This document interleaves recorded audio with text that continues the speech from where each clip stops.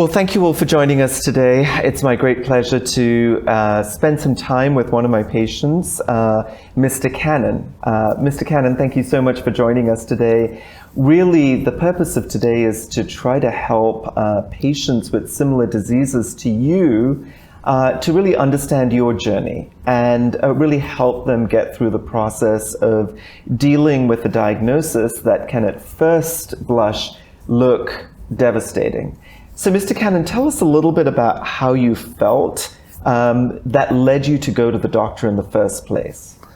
I had trouble swallowing, and my son had the same problem years ago, and he recommended a doctor over at Presbyterian, so I went to see him. He did an upper GI and endoscopy and called me 10 days later and said, "You have cancer of the esophagus." And I was stunned. I really was. My wife was beside herself. And he wanted to do another endoscopy and did another endoscopy, but he was not there. He sent another doctor to do it. And then we didn't hear anything. He was in quarantine. He had gone on a cruise, and we didn't hear anything. Well, my daughter is a friend of Dr. Michael Truitt. Their daughters played softball together, and she was keeping Dr. Truitt, unbeknownst to me,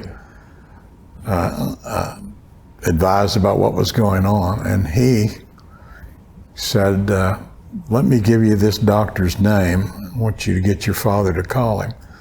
And he said, "I'll tell you what, I'll call him myself." And so he called Dr. J's office, and that's how it started. And they called me immediately, and I was in the next day. We had all the tests done that week. I remember laying in bed at night and thinking about what's going to happen. How will I respond to all this?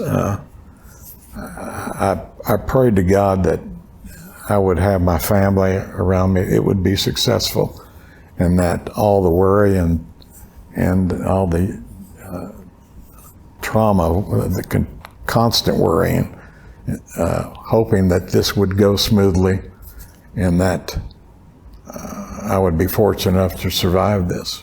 Yeah. And fortunately, everything worked out wonderfully. I had absolutely no pain.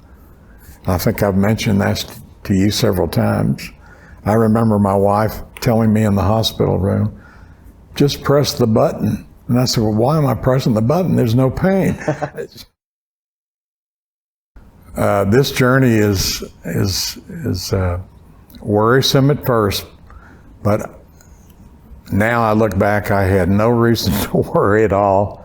And I'm just so fortunate to have Dr. J and his team to guide me through this whole process. I praise God and thank God every day for leading me to Dr. J.